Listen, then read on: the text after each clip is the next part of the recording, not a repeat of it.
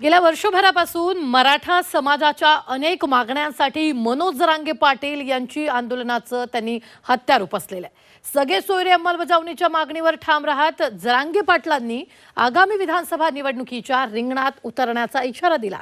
यावर चांगलंच राजकारण तापलेलं आहे, पाहूयात। ठरलं तर सगळे अपक्ष असणार आहेत, ठरलं तर नाही ठरलं तर पाडापाडी।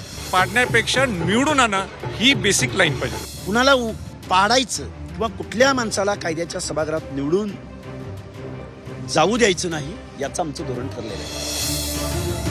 मराठा आरक्षणाच्या प्रश्नाकडे सरकारकडून दुर्लक्ष होत असल्याचं म्हणत जरांगे पाटील यांनी निवडणुकीसाठी दंड ठोपटलेत। सरकारला धडा शिकवणारच असा सज्जड दमज जरांगेंनी देत विधानसभा निवडणुकीची तयारी सुरू केली आहे। निवडणुकीत कुठल्याही आघाडीमध्ये जाणार नाही, निवडणुकीत लढायचं की पाडायचं हे लवकरच जरांगे जाहीर करणार आहेत। आघाडीन फेगाडी नाही काही नाही आणि कसलेच नाही, ते काही नाही। काय ठरलं तर सगळे अपक्ष असणार आहेत, ठरलं तर नाही ठरलं तर पाडापाडी। पण आंबेडकर साहेबांची जी भावना आहे ती त्यांची भावना आहे, समजा माझ्याविषयी ती समाजाची पण भावना आहे। मनोज जरांगे पाटलांनी पाडापाडीची भूमिका न घेता निवडून येण्यासाठी प्रयत्न करावेत असं संभाजीराजे छत्रपतींनी म्हटलंय।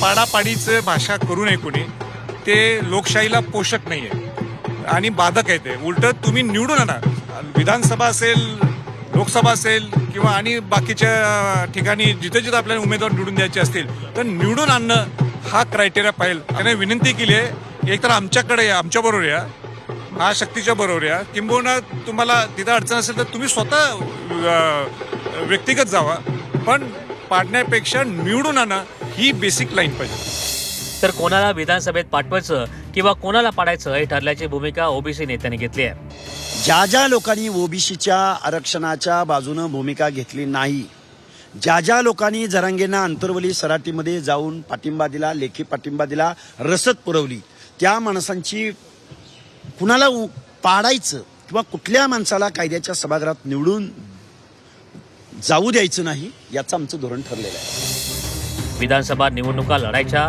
की उमेदवार पाडायचे याचा अंतिम निर्णय जरांगे लवकरच घेणार आहेत। मात्र विधानसभा निवडणुकीच्या धामधुमीत लढण्याऐवजी आता पाडापाडीची भाषा सुरू झाली आहे। तेव्हा येणाऱ्या दसरा मेळाव्यात जरांगे काय भूमिका घेतात आणि ओबीसी नेतेही पाडापाडीवर ठाम राहतात का हे पाहणं महत्त्वाचं ठरणार आहे। नागपूरहून अमर काणेसह विशाल गरुळे, झी 24 तास, संभाजीनगर।